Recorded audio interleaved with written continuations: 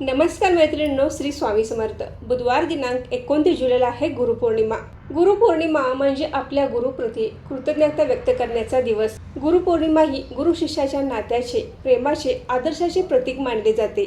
आपल्या गुरुवर आदराचा, भक्तीचा वर्षाव करून त्यांच्या कृपेस, आशीर्वादास प्राप्त करण्याचा दिवस म्हणजे गुरुपौर्णिमा.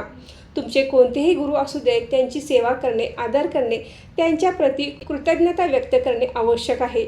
कारण आपले गुरुच आपले भाग्यविधाते असतात. आपले आई वडील हे आपले पहिले गुरु आहेत, कारण तेथूनच आपले अस्तित्व सुरू होते. आणि आपले दुसरे गुरु म्हणजे आपले शाळेतील शिक्षक. हे गुरु जीवनाच्या वाटेतील एक महत्त्वाचा टप्पा पूर्ण करतात. हे गुरु आपल्या आयुष्याला चांगला मार्ग दाखवतात. यानंतर आपल्या आयुष्याचा दुसरा टप्पा चालू होतो. त्यावेळी जे गुरु आपल्याला भेटतात ते आपल्या आयुष्याचे सोने करतात. मग तुमचे कोणतेही गुरु असतील, श्री स्वामी समर्थ महाराज, गजानन महाराज, साईबाबा, यापैकी तुमचे कुठलेही गुरु असतील तर तुमच्या जीवनाचे सार्थक झाल्याशिवाय राहणार नाही. जसे की आपण श्री स्वामी समर्थ महाराजांना गुरु मानून त्यांची सेवा केली तर अशक्य गोष्टीही शक्य होतात. श्री स्वामी समर्थ महाराज आपल्या भक्तांसाठी वेळोवेळी धावून येतात, आपल्या भक्तांना मार्ग दाखवतात, आपल्या इच्छा आकांक्षा पूर्ण करतात आणि भक्कमपणे आपल्या पाठीशी उभे राहतात. गुरुपौर्णिमा म्हणजे आपल्या गुरुप्रती असणारी श्रद्धा, प्रेम दाखवण्याची एक सुवर्णसंधी असते. गुरुपौर्णिमेला आपल्या गुरूंची पूजा कशी करावी, या दिवशी कोणत्या सेवा कराव्यात याची माहिती आपण आजच्या व्हिडिओमध्ये घेणार आहोत. तर व्हिडिओ स्किप न करता शेवटपर्यंत नक्की बघा. नमस्कार मैत्रिणींनो, मी सारिका भक्ती विश्वमध्ये तुमचे मनापासून स्वागत करते.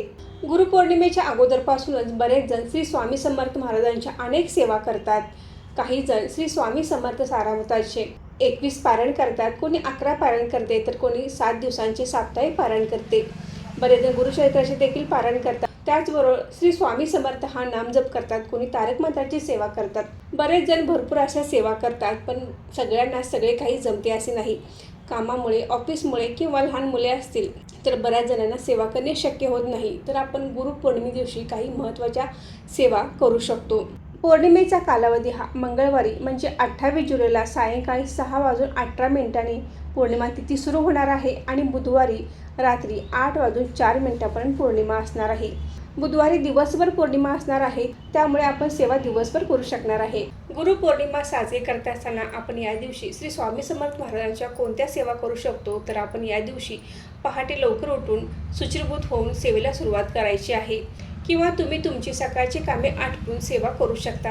कारण असे होते की आपल्याला सेवा करायची असते आणि आपल्याला घरातली कामेसुद्धा असतात. काहींना कामावर जायचे असते, मुलांना शाळेत कॉलेजमध्ये जायचे असते, तर अशा वेळी त्यांची आवरून आपण सेवेला सुरू करू शकता. कारण आपले एखादे काम राहिले आणि आपले लक्ष सगळे त्या कामाकडेच असणार आहे. त्यामुळे थोडे लवकर उठून आपण सर्व कामे आवरून घ्यायची आहेत आणि मगच सेवेला सुरुवात करायची आहे. किंवा पहाटे लवकर उठून तुम्ही सेवा करणार असाल तरी देखील चालेल. तुमच्या घरामध्ये श्री स्वामी समर्थ महाराजांचा फोटो असेल तर आपण फोटो स्वच्छ करायचा आहे आणि फोटोची पूजा करायची आहे. देवघराजवळ स्वतंत्र पूजा मांडणी करू शकता. तुमच्याकडे जर गुरुचरित्र ग्रंथ असेल तर त्याची देखील आपण या दिवशी पूजा करायची आहे. श्री स्वामी समर्थ महाराजांची मूर्ती असेल तर मूर्तीला अभिषेक घालणे आवश्यक आहे. तर या दिवशी आपण स्वामी स्तवन म्हणून अभिषेक करायचा आहे. स्वामी स्तवन म्हणणे शक्य नसेल तर तुम्ही यूट्यूबला लावून द्या आणि हा अभिषेक करू शकता. किंवा तुम्ही श्री स्वामी समर्थ म्हणत अभिषेक घातला तरी देखील चालेल. हा अभिषेक तुम्ही शुद्ध पाण्याने, दुधाने किंवा पंचामृताने घालू शकता. तुम्हाला जसे शक्य आहे त्याप्रमाणे तुम्ही अभिषेक घालू शकता. त्यानंतर आपण मूर्तीला स्वच्छ करून मूर्तीची विधिवत पूजा करायची आहे. मूर्तीला वस्त्र, गंध, फूल अर्पण करायचं आहे. त्याचबरोबर आवर्जून पिवळी फुले महाराजांना अर्पण करावीत. तुम्ही 21 दिवसांचे, 11 दिवसांचे किंवा 7 दिवसांचे श्री स्वामी चरित्र सारामृताचे गुरुचरित्राचे पारायण जर केले असेल तर तुमचे या दिवशीचे शेवटचे जे अध्याय वाचायचे आहे ते वाचून आपण या पारायणाचे उद्यापन करायचे आहे. आणि जर तुम्ही काही सेवा केली नसेल तर या दिवशी आवर्जून श्री स्वामी चरित्र सारामृताचे 1 पारायण तर अवश्य करायचं आहे. त्याचबरोबर 11 माळे श्री स्वामी समर्थ या मंत्राचा जप करायचा आहे आणि 11 वेळा तारक मंत्र देखील आपल्याला या दिवशी म्हणायचं आहे. तारक मंत्राचे तीर्थ आवर्जून तयार करायचं आहे. तारक मंत्राचे तीर्थ कसे करावे याचा व्हिडिओ देखील आपल्या चॅनलवर आहे, तो तुम्ही बघून तारक मंत्राचे तीर्थ तयार करू शकता. महाराजांना या दिवशी सात्विक जेवणाचा नैवेद्य दाखवायचा आहे.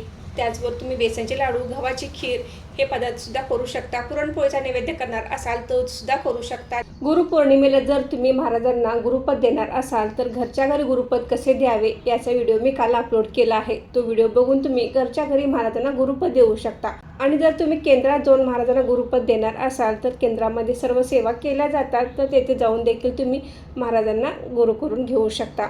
महाराजांना गुरुपद दिल्यानंतर आपण कोणत्या सेवा कराव्यात, कोणत्या नियमांचे पालन करावे, ही सर्व माहिती त्या व्हिडिओमध्ये दिली आहे. मैत्रिणींनो, तुम्ही जर माझी व्हिडिओ पहिल्यांदाच बघत असाल तर अजून चॅनल सबस्क्राईब केलं नसेल तर नक्कीच सबस्क्राईब करा आणि बेल आयकॉन दाबा, म्हणजे तुम्हाला नवीन नवीन माहितीचे व्हिडिओ या चॅनलवर बघायला मिळतील. या दिवशी तुमच्या वेळेनुसार तुम्ही एक वेळा गणपती अथर्वशीर्ष, एक वेळा पुरुष सूक्त, एक वेळा श्री सूक्त आणि एक वेळा पौर्णाम सूक्त, त्याचबरोबर रामरक्षासुद्धा आपण या दिवशी म्हणायची आहे. या सेवा आपली लहान मुले असतील तर मुलांना सोबत घेऊन या सेवा करा. या सर्व सेवा दिंडोरी प्रणीत नित्यसेवेच्या पुस्तकात आहे, त्या बघून तुम्ही वाचू शकता. जर तुमच्यात पुस्तक नसेल, तुम्हाला वाचायला अवघड वाटत असेल तर तुम्ही यूट्यूबला लावून तुम्ही ऐकू शकता आणि त्यासोबत म्हणूही शकता. हा दिवस वर्षातून एकदाच असतो, त्यामुळे या दिवशी आपल्या गुरूंची जास्त सेवा करण्याचा प्रयत्न करायचा आहे.